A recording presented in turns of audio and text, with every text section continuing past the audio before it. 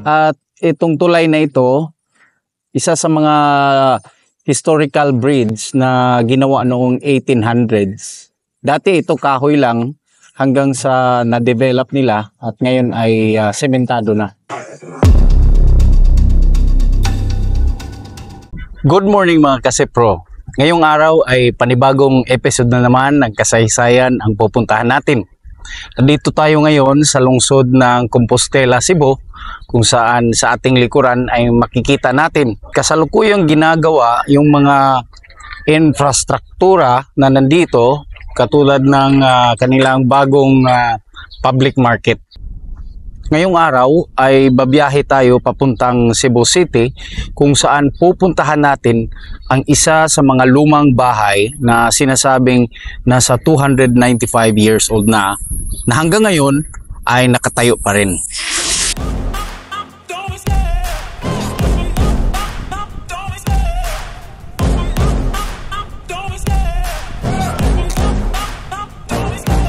Love the chase and the hunt, and I set the pace when I'm running. I always take what I want and I always give it 100. Don't need a bank, no I'm funded. Play the game like it's nothing. I'm always thankful for something. Don't take for granted, stay humble. Now wake up, it's time to look at the enemy. Look in the mirror if he is no friend to me. It's not working out, maybe it's the chemistry. It's time to break up so I can make a better me. Better believe in your mind, cause it's everything. You can mold, shape, find almost anything. All it takes is some time and some clarity to find your identity. It's mind over everything.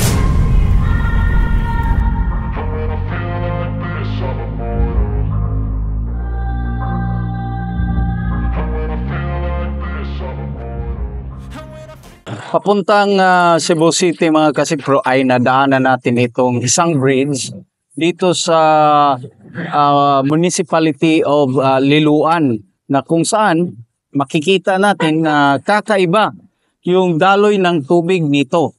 Kasi dito yung bugso ng tubig ay nagsalubong. Kaya ito tinatawag na lilo. At dito rin kinuha yung pangalan ng lungsod na Liloan.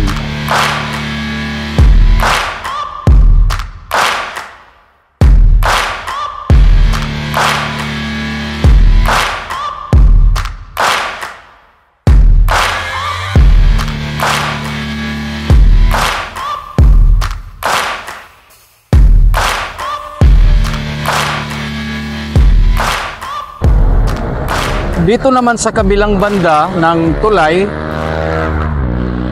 ay may isang lagoon dyan na kung saan tinatawag nilang Silot Bay. May isang malaking lagoon na shallow lang o mababaw lang yung tubig.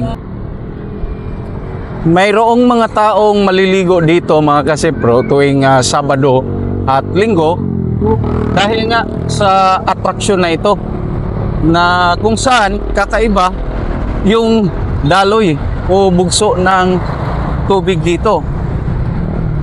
Ngayon nga ay may naabutan tayong naliligo dito lang sa may bandang mababaw na area at makikita din natin itong mga cottages kung saan pwede itong rentahan at dito maliligo.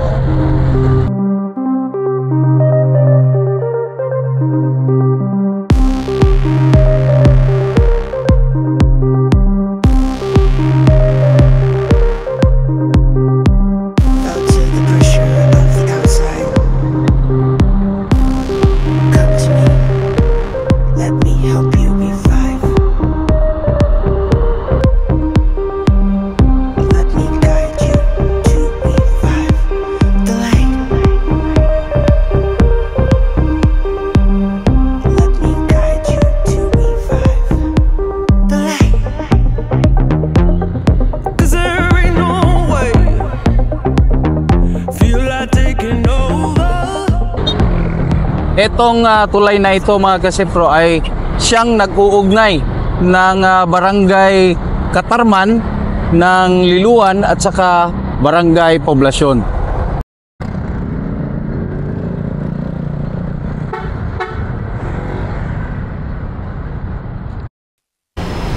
Aray. Naku. Naabutan tayo ng flat tire mga kasipro, kaya skala muna tayo dito.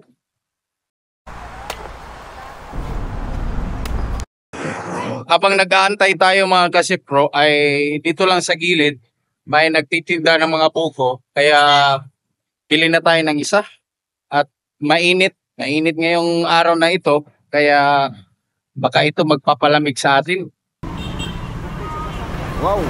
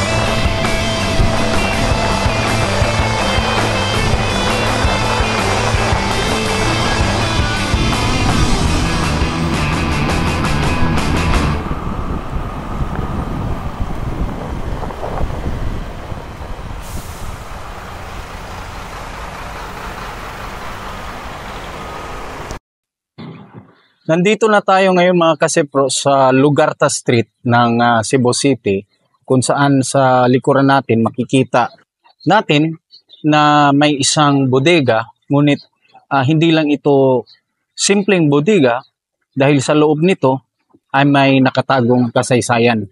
Nasa loob ang isang lumang bahay na malaki ang ambag sa ating kasaysayan. Pasukin natin mga kasipro.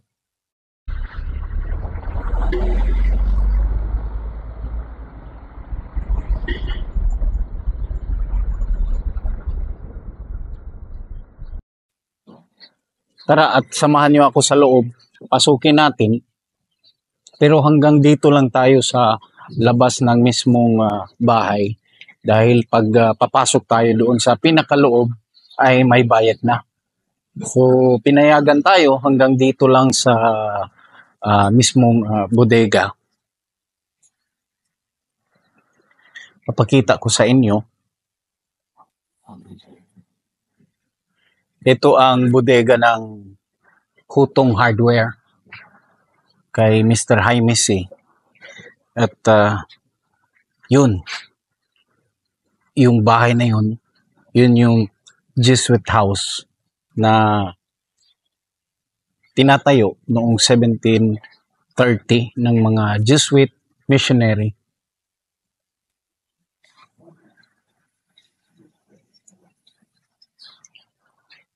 Hanggang ngayon ay bodega pa rin ito ng Hutong Hardware.